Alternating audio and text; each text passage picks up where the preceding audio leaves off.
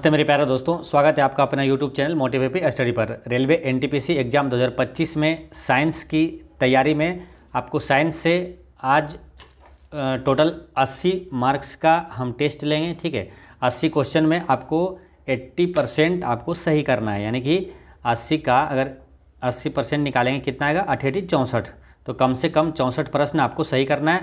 और जो लोग प्रीवियस ईयर पेपर अच्छे से किए हुए हैं, जीके जीएस हो या साइंस हो, तो ये साइंस का रहेगा पूरा क्वेश्चन।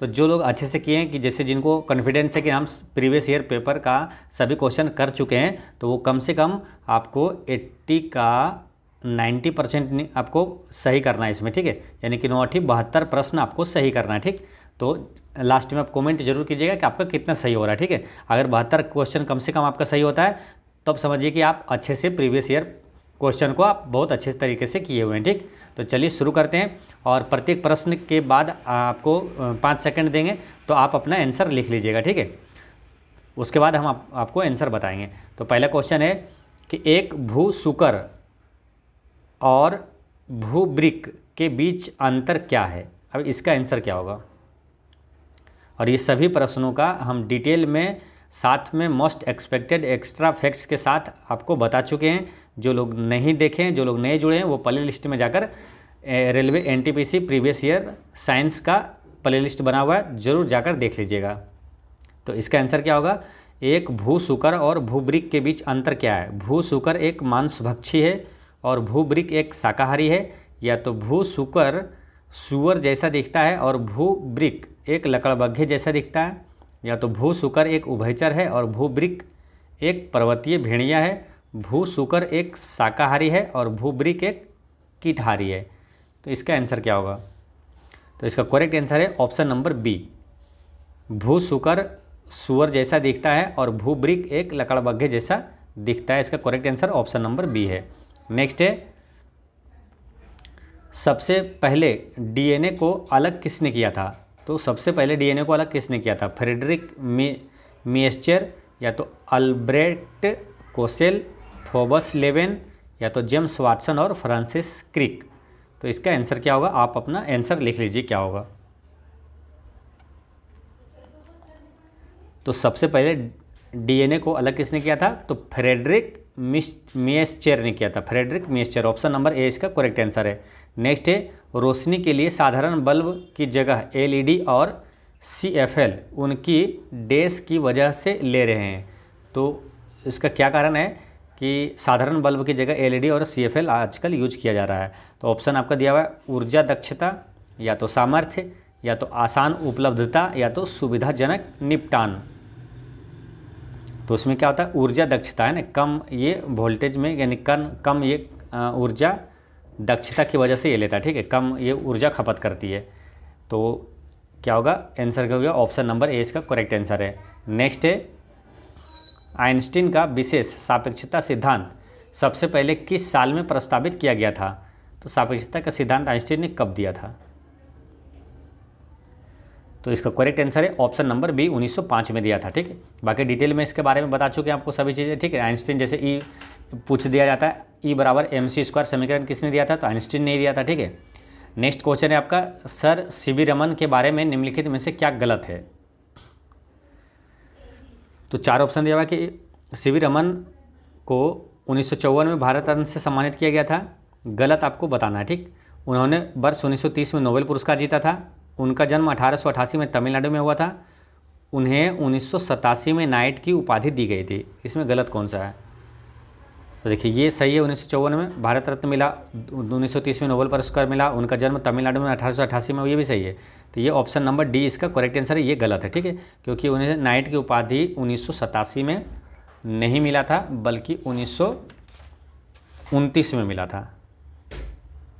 ठीक है, नेक्स्ट क्वेश्चन है, एक मानव शरीर में अनैच्छिक मांसपेशियों कहाँ होती है। अनैच्छिक मांसपेशियाँ कहाँ होती है, लिम्ब में, दिमाग में, दिल में, या तो जबान में। तो इसका आंसर क्या होगा, एक मानव शरीर में अनैच्छिक मांसपेशियाँ कहाँ होती है, तो दिल में होता है। ऑप्शन नंबर सी इसका करेक्ट आंसर है। नेक्स्ट है, कुछ कथनों के साथ कुछ निष्कर्ष दिए गए हैं। ठीक है, अब फिर इसमें आंसर आपको बताना है। ग्रीन हाउस गैसों के संकेंद्रण में वृद्धि जलवायु परिवर्तन के मुख्य कारणों में से एक है। दूसरा कथन है कि कार्बन डाइऑक्साइड ग्रीन हाउस गैसों का प्रमुख घटक है। तो निष्कर्ष क्या निकला, यदि ग्रीन हाउस गैसों को हटा दिया जाए तो जलवायु परिवर्तन नहीं होगा। ये गलत है ना। ये क्या है, कथन जो दिया हुआ है इससे कोई लेना देना नहीं है। ग्रीन हाउस गैस को हटा दिया जाए जलवायु परिवर्तन नहीं होगा, ये गलत है। दूसरा क्या है, जलवायु परिवर्तन का प्रतिकूल प्रभाव केवल कार्बन डाइऑक्साइड के कारण होता है, तो ये भी गलत है ना। जलवायु परिवर्तन का प्रतिकूल प्रभाव केवल कार्बन डाइऑक्साइड के कारण नहीं होता, ठीक है।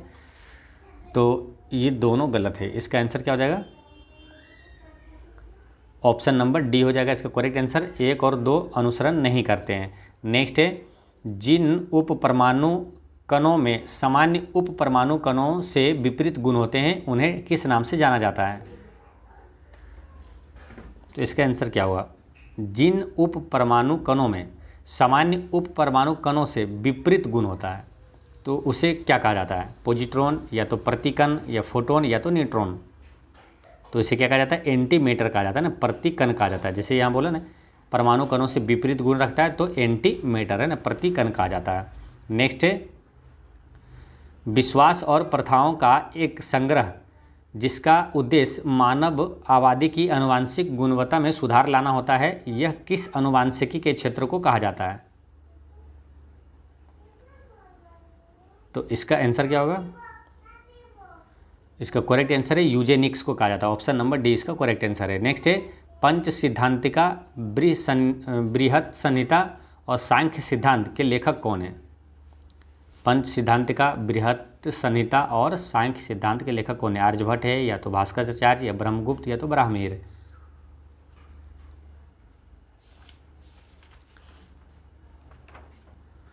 तो इसका करेक्ट आंसर है ब्राह्मीर, option number D.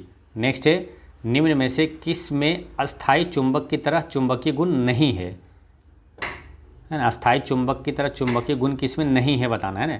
Nickel, aluminium, लोहा या तो चुंबक पत्थर, किस में नहीं है।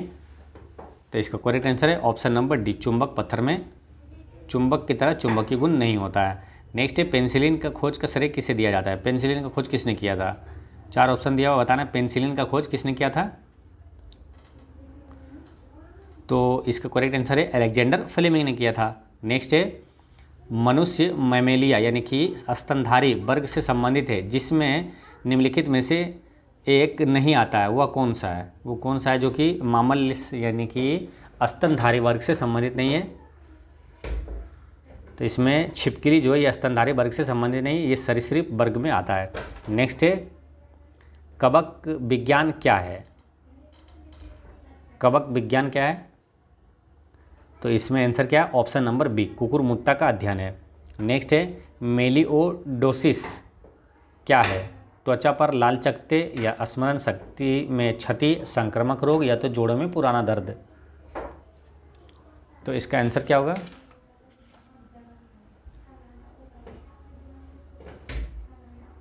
इसका करेक्ट आंसर है ऑप्शन नंबर सी, ये क्या है, एक संक्रामक रोग है। नेक्स्ट है, भूमिगत क्या है। भूगणित है ना, जियोडोसी, भूगणित क्या है। तो इसमें से आंसर क्या होगा, भूगणित क्या है ना। बेमानिकी की एक प्रशाखा है, या तो हिम पर्वत का अध्ययन, पहाड़ों का अध्ययन, या तो गणित की वह प्रशाखा जो पृथ्वी के आकार और क्षेत्रफल से संबंधित है। तो भूगणित का क्या है, इसका correct answer option number D ही होगा ना, गणित की वह प्रशाखा जो पृथ्वी के आकार और क्षेत्रफल से संबंधित है। नेक्स्ट है, सुस्ती क्या है यानी कि एस्टिवेशन क्या है। तो एस्टिवेशन क्या है, तो पशु निद्रा है ना, ऑप्शन नंबर ए इसका करेक्ट आंसर है। नेक्स्ट है, कंप्यूटर जनरेशन का 1 to 5 का सही अनुक्रम है, यानी कि पहली पीढ़ी से पाँचवीं पीढ़ी तक का सही अनुक्रम क्या है। तो ये 4 ऑप्शन दिया हुआ है ना। जैसे कि पहला क्या, वैक्यूम ट्यूब पहले आया था, उसके बाद ट्रांजिस्टर, एकीकृत कौन सा आया ये आपको बताना है, ठीक है। सही क्रम कौन सा है, एकीकृत या तो VLSI या तो ULSI, कौन सा सही है। या तो ट्रांजिस्टर पहले आया, वैक्यूम ट्यूब, एकीकृत सर्किट, VLSI या और ULSI, या तो सी या तो डी, कौन सा ऑप्शन होगा इसका?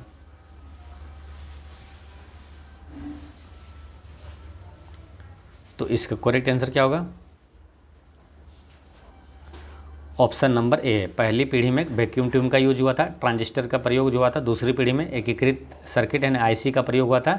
तीसरी पीढ़ी के कंप्यूटर में, फिर चौथी पीढ़ी में वीएलएसआई, पांचवी पीढ़ी में यूएलएसआई का प्रयोग हुआ था। ऑप्शन नंबर ए इसका करेक्ट आंसर है। ठीक, चलिए नेक्स्ट है।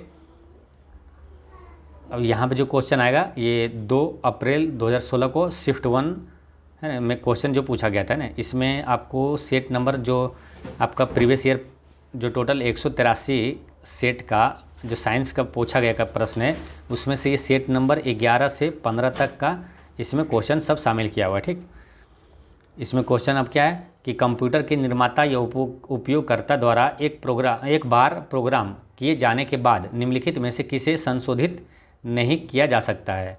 जैसे उपयोगकर्ता द्वारा एक बार प्रोग्राम किए जाने के बाद किस में संशोधित नहीं किया जा सकता है, तो इसका आंसर क्या होगा?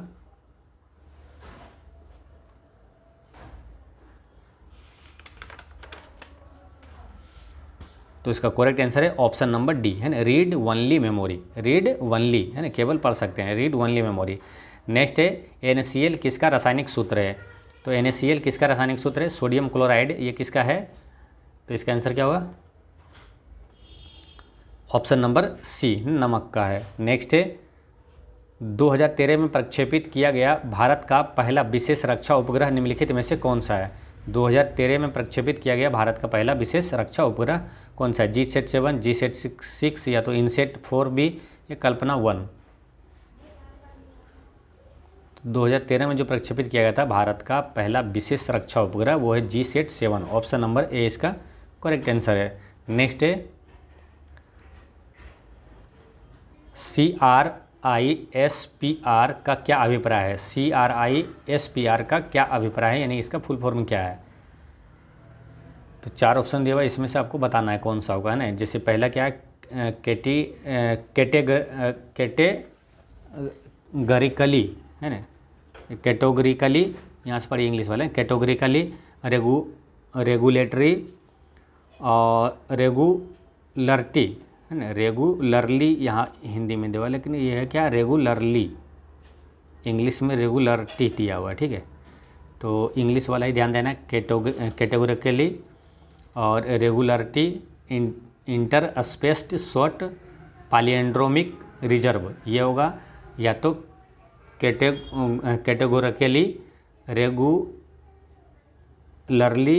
Interspaced short palindromic repeats. 4 option दिया हुआ, इसमें से बताना या तो क्या होगा इसका, क्लस्टर्ड होगा, clustered, regularly, interspaced short palindromic repeats, या तो categorically, regularly, interspaced short palindromic repeats. तो इसका जो है CRISPR का फुल फॉर्म क्या होता है? तो इसका करेक्ट आंसर है CRI का होता है क्या, clustered, regularly, interspaced short palindromic repeats होता है। ऑप्शन नंबर सी इसका करेक्ट आंसर है। नेक्स्ट है निम्नलिखित में से कौन सा जल प्रदूषण का कारण नहीं है? तो इसमें से जल प्रदूषण का कारण कौन सा नहीं है? समुद्री डंपिंग, घर का कचरा, तट पर मछली पकड़ना या तो तेल फैलाना। तो देखिए तट पर मछली पकड़ना ये प्रदूषण, जल प्रदूषण कारण नहीं हो सकता। ऑप्शन नंबर सी इसका करेक्ट आंसर है।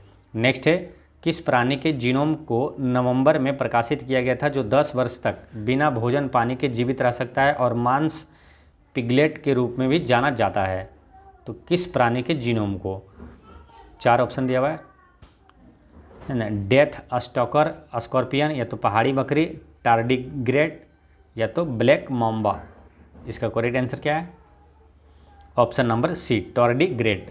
नेक्स्ट है पशुओं की प्रजातियां ज़्यादातर डैश के कारण लुप्तप्राय हो रही है। तो पशुओं की प्रजातियां किसके कारण लुप्तप्राय हो रही है? तो इसका करेक्ट आंसर है आवास विखंडन के कारण। नेक्स्ट है निम्नलिखित में से कौन सा कथन सत्य है? तो इसमें 4 ऑप्शन दिया, सत्य कथन आपको चुनना है। पहला क्या, रेटिना पर बनने वाला प्रतिबिंब उल्टा होता है, ये सही है। या तो रेटिना पर बनने वाला प्रतिबिंब मूल छवि से दोगुना होता है, रेटिना पर बनने वाला प्रतिबिंब का आकार वस्तु के समान होता है, यह रेटिना पर निर्मित प्रतिबिंब ऊर्ध्व होता है। तो इसका आंसर क्या होगा? तो इसका करेक्ट आंसर है ऑप्शन नंबर ए, रेटिना पर बनने वाला प्रतिबिंब उल्टा होता है। नेक्स्ट, एक आधुनिक प्रिंटर की गति को मापने के लिए निम्नलिखित में से कौन सी इकाई का प्रयोग किया जाता है? तो आधुनिक प्रिंटर की गति मापने के लिए किसका प्रयोग किया जाता है? अक्षर प्रति मिनट, या तो पंक्ति प्रति मिनट, या तो पृष्ठ प्रति मिनट, या तो शब्द प्रति मिनट। तो आधुनिक प्रिंटर की गति को मापने के लिए इसमें किसका प्रयोग किया जाता है? तो ये पृष्ठ प्रति मिनट है ना, पीपीएम का प्रयोग किया जाता है। ऑप्शन नंबर सी इसका करेक्ट आंसर है। नेक्स्ट है, निम्नलिखित में से किस जर्मन वैज्ञानिक ने एक्सरे की खोज किया? तो एक्स किरण की खोज किया था किसने? इसका आंसर क्या होगा? तो इसका करेक्ट आंसर है option number A, Wilhelm Roentgen ने किया था। एक्सरे की खोज किसने किया? रोएंटजन ने किया था। नेक्स्ट है, रेडियम किस खनिज से प्राप्त किया जाता है? तो रेडियम किस खनिज से प्राप्त किया जाता है? रूटाइल, या तो हेमेटाइट, चूना पत्थर, या तो पिच ब्लेंड। तो रेडियम किस खनिज से प्राप्त किया जाता है? तो इसका करेक्ट आंसर है ये पिच ब्लेंड से प्राप्त किया जाता है। नेक्स्ट है, यदि एक सर्किट का प्रतिरोध दोगुना किया जाता है तो वोल्टेज को समान रखने के लिए सर्किट में प्रवाहित विद्युत धारा क्या होगी? यदि एक सर्किट का प्रतिरोध दोगुना कर दिया जाता है तो वोल्टेज को समान रखने के लिए सर्किट में प्रवाहित विद्युत धारा क्या होगी? तो इसका करेक्ट आंसर है ऑप्शन नंबर बी, आधी घट जाएगी। ठीक है, इसको पूरा डिटेल में बताए हुए हैं। ठीक है, तो इसलिए जो लोग नहीं देखें जरूर जाकर प्लेलिस्ट में देख लीजिएगा, पूरे डिटेल में समझ में आ जाएगा। इससे जो भी थोड़ा सा अलग भी क्वेश्चन पूछेगा तो आपसे बन जाएगा। जैसे विभवांतर बराबर क्या होता है? आई आर होता है ना, विद्युत धारा गुना प्रतिरोध होता है। तो वहीं से अगर पूछा क्या विद्युत धारा क्या होगी, तो विद्युत धारा यानी आई बराबर क्या हो जाएगा? वी बाय आर हो जाएगा। तो आई बराबर क्या हो जाएगा? वी बाय आर हो जाएगा। इसमें क्या बोला? प्रतिरोध को दोगुना कर दिया जाता है। जैसे इसको दोगुना कर देंगे तो ये क्या होगा? जो विद्युत धारा क्या होगा? ये आधी हो जाएगी ना, 1/2 हो जाएगा। ठीक, ये आधी हो जाएगी क्योंकि ये एक दूसरे क्या व्युत्क्रमानुपाती है ना, आई बराबर वी बटे आर है। तो प्रतिरोध को दोगुना करेंगे तो विद्युत धारा जो आई है ये क्या हो जाएगा? 1/2 हो जाएगा, आधी रह जाएगी। ठीक, ऑप्शन नंबर 20 का करेक्ट आंसर है। नेक्स्ट है, निम्नलिखित में से कौन सा अस्टेम सेल का प्रकार नहीं है? तो अस्टेम सेल का एक प्रकार कौन सा नहीं है? नाभिरज्जु, भ्रूण, या तो भ्रूण मूलीय, या तो मेद यानी कि फेट। तो इसका करेक्ट आंसर है फेट, ये जो है अस्टेम सेल का प्रकार नहीं है। नेक्स्ट है, मानव शरीर में मौजूद निम्नलिखित कोशिकाओं में किस में माइटोकॉन्ड्रिया नहीं पाया जाता है? तो माइटोकॉन्ड्रिया किस में नहीं पाया जाता है? लाल रक्त कोशिका, यकृत कोशिका, मांसपेशी कोशिका, या श्वेत रक्त कोशिका। तो मानव शरीर में आरबीसी में क्या होता है? माइटोकॉन्ड्रिया नहीं पाया जाता है। ठीक है, आरबीसी में केंद्रक और माइटोकॉन्ड्रिया ये दोनों नहीं पाया जाता। तो माइटोकॉन्ड्रिया किस में? तो लाल रक्त कणिका ने आरबीसी में, रेड ब्लड सेल में नहीं पाया जाता है। और श्वेत ब्लड ये जो है ना श्वेत रक्त कोशिका, इसमें माइटोकॉन्ड्रिया और केंद्रक ये दोनों पाए जाता है। ठीक, ये भी ध्यान रखना है। नेक्स्ट है, भारतीय बाघों की घटती आबादी के संरक्षण के लिए शुरू की गई भारत की वार्षिक सर्वाधिक प्रसिद्ध वन्य जीव संरक्षण परियोजना प्रोजेक्ट टाइगर कौन से साल में शुरू किया गया था? प्रोजेक्ट टाइगर कब शुरू हुआ था? तो इसका करेक्ट आंसर है ऑप्शन नंबर बी, 1973 में शुरू हुआ था। नेक्स्ट है, वैज्ञानिक नाम होमोसेपियंस का अर्थ क्या है?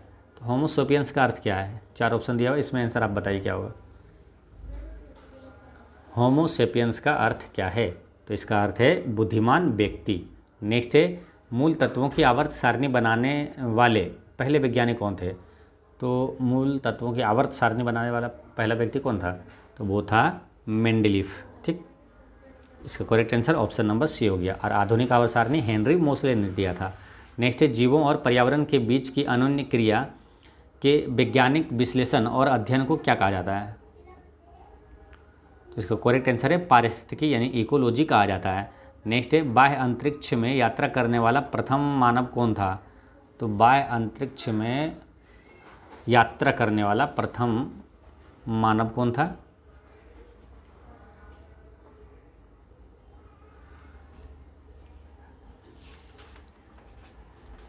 तो इसका करेक्ट आंसर है यूरी गागरिन था ना, ऑप्शन नंबर बी। नेक्स्ट है, अब आएगा आपका सेट नंबर 13 जो कि सेकेंड शिफ्ट का क्वेश्चन है 2016, 2 अप्रैल 2016 का। नेक्स्ट है कि निम्नलिखित में से भिन्न को चुनें, एल्युमिनियम, लोहा, तांबा और पीतल। तो इसमें देखिए एल्युमिनियम, लोहा, तांबा ये सब क्या एक सिंगल एलिमेंट है ना, तत्व है, जबकि ये क्या है, एक मिश्रण है ना? ये क्या है, पीतल एक यौगिक हो जाएगा, ठीक है, मिश्रण है, ये पीतल है, तांबा और जिंक का मिश्रण है। नेक्स्ट है हेलियोसेंट्रिज्म को सपोर्ट करने के कारण किस खगोल शास्त्री को उसके घर में नज़रबंद किया गया था? किसको किया गया था? निकोलस कोपरनिकस या गैलीलियो या तो केपलर या तो फ्रेडरिक वेसल। हेलियोसेंट्रिज्म को सपोर्ट करने के कारण किस खगोल शास्त्री को उसके घर में नज़रबंद किया गया था? ये किया गया था किसको? गैलीलियो को। ऑप्शन नंबर बी इसका करेक्ट आंसर है। नेक्स्ट है निम्नलिखित जीवों में से कौन सा जीव मुकुलन यानी कि वडिंग द्वारा प्रजनन नहीं करता है? मूंगा, हाइड्रा, स्पंज या तो एनिलिडा। तो इसका आंसर क्या होगा?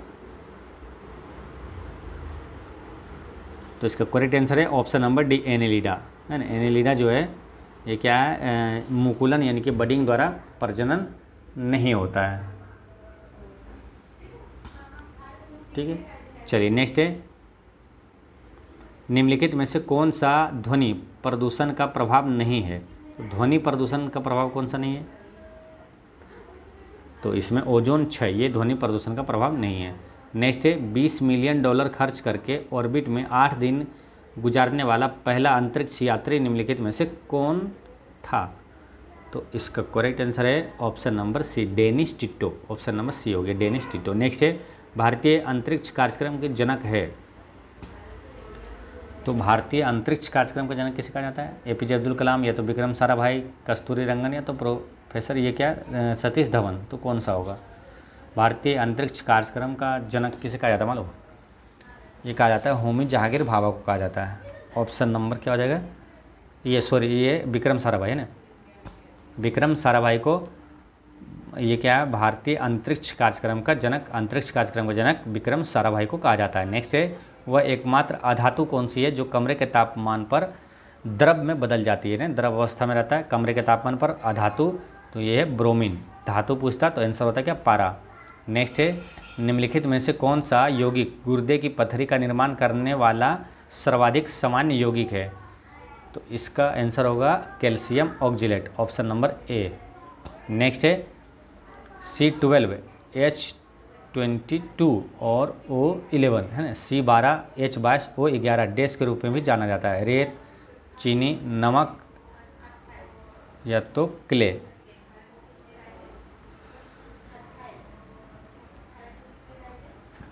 तो इसका करेक्ट आंसर है C12, H22, O11 किसका है? चीनी का है।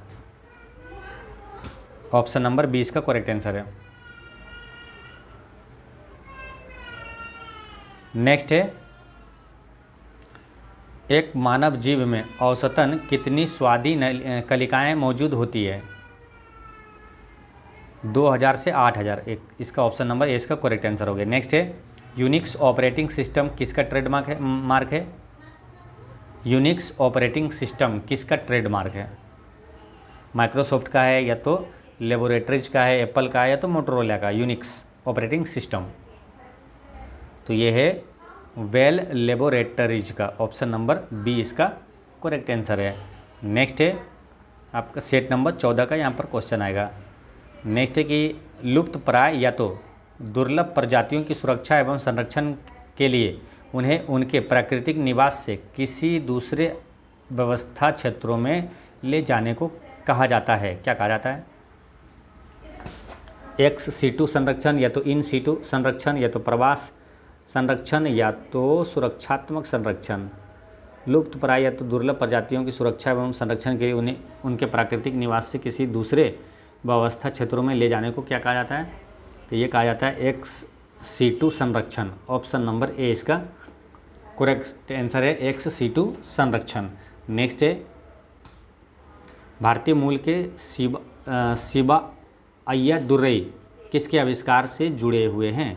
तो शिवा अय्यादुरई जो है किसके? ईमेल से, इंटरनेट से, कीबोर्ड से या माउस से? तो ये ईमेल से जुड़े हुए हैं ना, ईमेल के आविष्कार से ये जुड़े हुए हैं शिवा अय्यादुरई।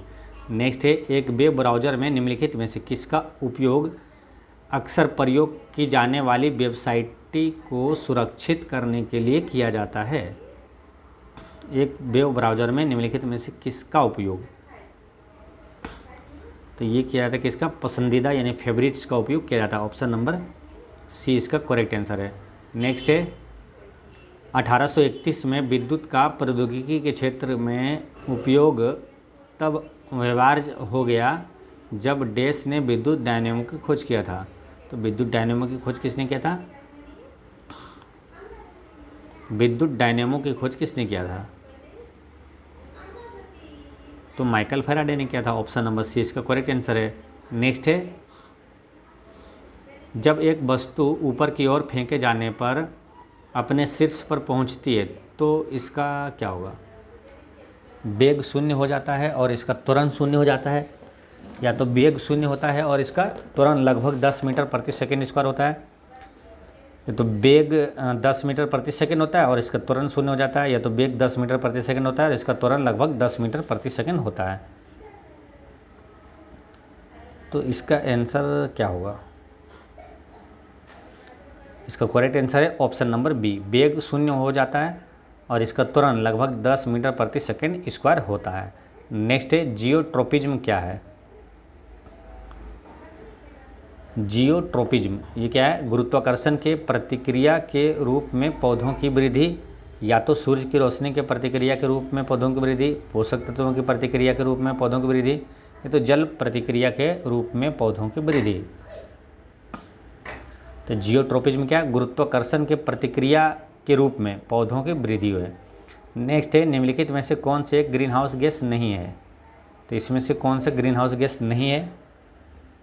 देखिए ये जो नाइट्रस ऑक्साइड ये है, मीथेन है और सल्फर हेक्साफ्लोराइड भी है, ये कॉपर डाइऑक्साइड ये नहीं है। ऑप्शन नंबर डी इसका करेक्ट आंसर है। नेक्स्ट है निम्नलिखित में से किस प्रकार की किरणें पृथ्वी के वायुमंडल में प्रवेश नहीं कर पाती है? तो किस प्रकार की किरणें जो पृथ्वी के वायुमंडल में प्रवेश नहीं कर पाती है? विजिबल लाइट, एक्सरे, या तो अल्ट्रा वायलेट रेज, या तो रेडियो वेव्स।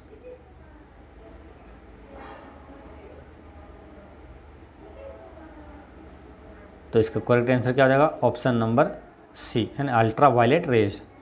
नेक्स्ट है 2015 में डैश जीनस होमो की एक नई प्रजाति की खोज राइजिंग स्टार कैद सिस्टम क्रेडल ऑफ ह्यूमनकाइंड दक्षिण अफ्रीका के दीना लेडी चैम्बर में की गई थी।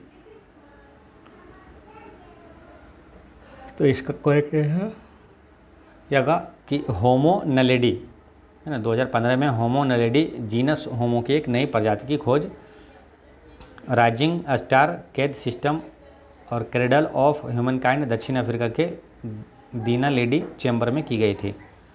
नेक्स्ट है कि 2013 में स्टेम सेल की मदद से पहला मानव लीवर डैश में विकसित किया गया था। तो ये कहाँ? जापान में विकसित किया गया था। नेक्स्ट है ठोस आयोडीन का रंग होता है। ठोस आयोडीन का रंग कैसा होता है? सफ़ेद, रंगहीन, या तो बैंगनी भूरे से थोड़ा काला, या तो लाल भूरा। तो बैंगनी भूरे से थोड़ा काला होता है। ऑप्शन नंबर सी इसका करेक्ट आंसर है। नेक्स्ट है 2016 में इसरो ने डैश में भारतीय रेलवे में सैटेलाइट आधारित चेतावनी प्रणाली परीक्षण का आयोजन किया।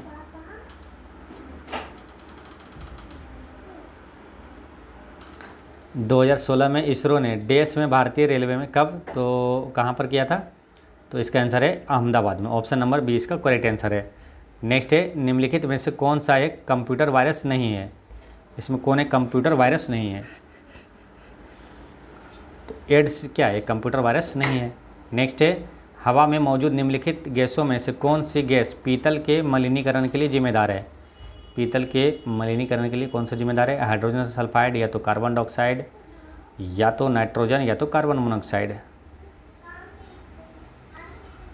तो यह है hydrogen sulphide. Option number A इसका करेक्ट आंसर है। नेक्स्ट है 2016 में इसरो ने सफलतापूर्वक अपने 5वें नेविगेशन उपग्रह का प्रक्षेपण किया, उसका नाम क्या है?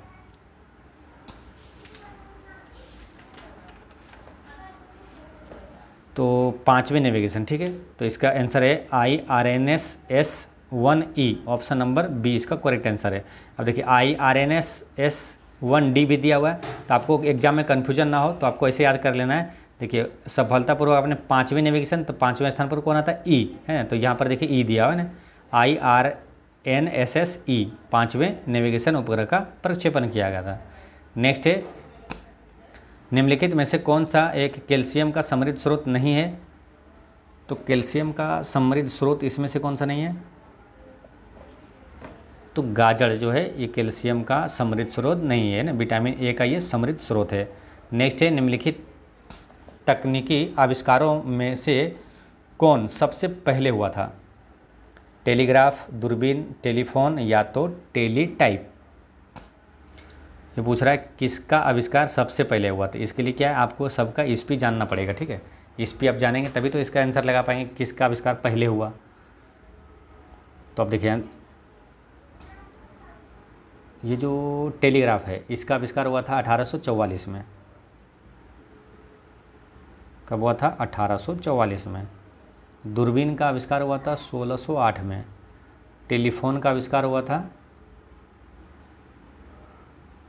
1876 में। और टेलीटाइप का आविष्कार हुआ था 1928 में।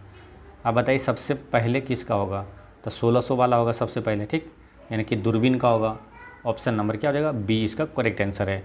नेक्स्ट है, यदि एक पदार्थ का पीएच मान 7 से कम होता है तो इसे माना जाएगा, 7 से कम हो तो क्या होगा? अम्लीय होगा वो, है ना, तो इसका आंसर क्या होगा? इसका करेक्ट आंसर है ऑप्शन नंबर सी, एसिड तेजाब होगा। नेक्स्ट है, सेट नंबर 15 का क्वेश्चन यहाँ पर आएगा, है ना, जो कि 3 अप्रैल 2016 को फर्स्ट शिफ्ट का क्वेश्चन है सब। नेक्स्ट है, ऑक्सीकरण प्रतिक्रिया में निम्नलिखित में से क्या होता है? ऑक्सीकरण प्रतिक्रिया में क्या होता है? तो ऑक्सीकरण में क्या बताए थे कि ऑक्सीजन जुड़ता है, बाकी इलेक्ट्रॉन और हाइड्रोजन की कमी होती है। तो यहाँ पर आंसर क्या हो जाएगा? इलेक्ट्रॉन में कमी होती है, ऑप्शन नंबर बी इसका करेक्ट आंसर है। नेक्स्ट है, साइबेरियाई आइबेक्स क्या है? तो साइबेरियाई आइबेक्स क्या है? इसका आंसर क्या होगा? पहाड़ी शेर है, या तो बड़ी और भारी बकरियां हैं, पहाड़ी हिरन है, या तो एक प्रकार का घोड़ा है। तो साइबेरियाई आइबेक्स, तो ये बड़ी और भारी बकरियां हैं, ऑप्शन नंबर 20 का करेक्ट आंसर है। नेक्स्ट है, प्लेनेट 9 है ना, प्लानेट 9 क्या है? तो प्लानेट 9 एक बाहरी सौर प्रणाली में प्रस्तावित एक बड़ा बर्फीला ग्रह है, ऑप्शन नंबर डी इसका करेक्ट आंसर है। नेक्स्ट है, 0 डिग्री सेंटीग्रेड कितने डिग्री फ़ारेनहाइट के बराबर होता है?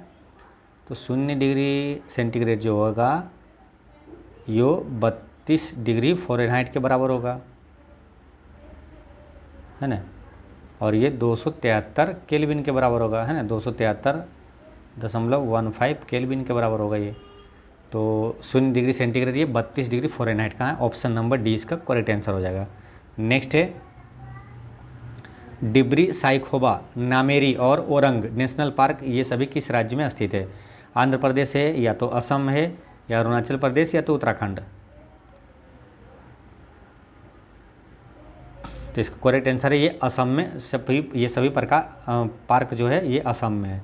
नेक्स्ट है, यदि H2O हाइड्रोजन है तो KOH क्या होगा? तो देखिए H2O में क्या हाइड्रोजन है, तो यहाँ हाइड्रोजन लिख दिया, और ये क्या पोटेशियम हाइड्रोक्साइड है ना, KOH, तो इसमें क्या पोटेशियम है, तो ऑप्शन नंबर सी इसका करेक्ट आंसर हो गया।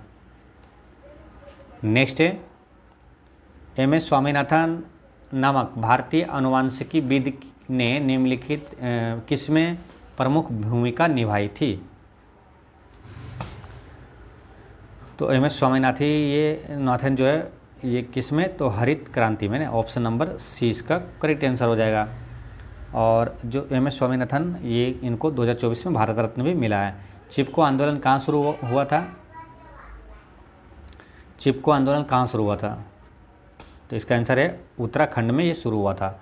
नेक्स्ट है, मानव में बैक्टीरिया के संक्रमण का सबसे आम इलाज क्या है? मानव में बैक्टीरिया के संक्रमण का सबसे आम इलाज जो है वो क्या है, एंटीबायोटिक्स। ऑप्शन नंबर सी इसका करेक्ट आंसर है।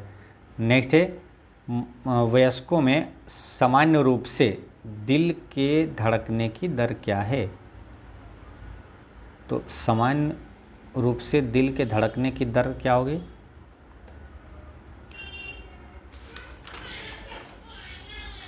तो इसका करेक्ट आंसर हो जाएगा ऑप्शन नंबर ए, 60 से 100 धड़कन प्रति मिनट।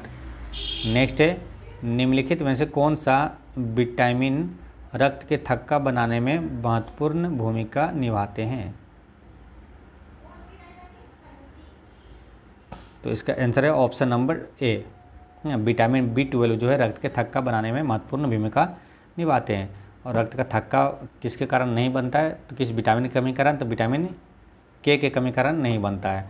नेक्स्ट है, अभिकथन और एक कारण है। अभिकथन में क्या, पेंगुइन पक्षी है और पृथ्वी के सबसे गर्म क्षेत्रों में पाए जाते हैं। तो ये, और दूसरा क्या है, इसमें कारण क्या दिया हुआ है, गर्म क्षेत्रों के पक्षियों के पंख नहीं होते हैं। तो इसका आंसर क्या होगा? 4 ऑप्शन दिया हुआ है, ए दोनों सत्य है, या तो आर ए की व्याख्या है, और ए और आर दोनों सत्य है लेकिन आर ए की व्याख्या नहीं है, ए सत्य है लेकिन आर गलत है, और ए और आर दोनों गलत है। तो आंसर क्या होगा इसका? इसका करेक्ट आंसर क्या हो जाएगा? ए और आर दोनों गलत है ना, क्योंकि पेंगुइन पक्षी जो है ना पृथ्वी के सबसे गर्म क्षेत्रों में नहीं, ठंडे प्रदेशों में पाया जाता है, ठीक है। और गर्म क्षेत्र के पक्षियों के पंख नहीं होते, ये भी गलत है। नेक्स्ट है, 1798 में पोखरण में भारत द्वारा किए गए परमाणु परीक्षण का कोड क्या था?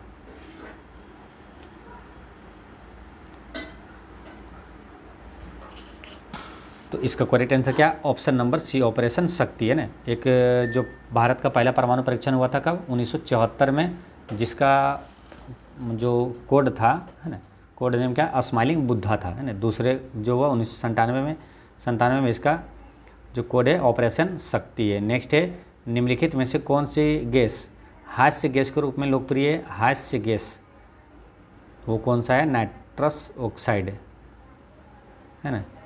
तो यहाँ पर ऑप्शन में दिया है सी में, ऑप्शन नंबर सी इसका करेक्ट आंसर है। नेक्स्ट है, निम्नलिखित में से कौन सा ऑपरेटिंग सिस्टम नहीं है?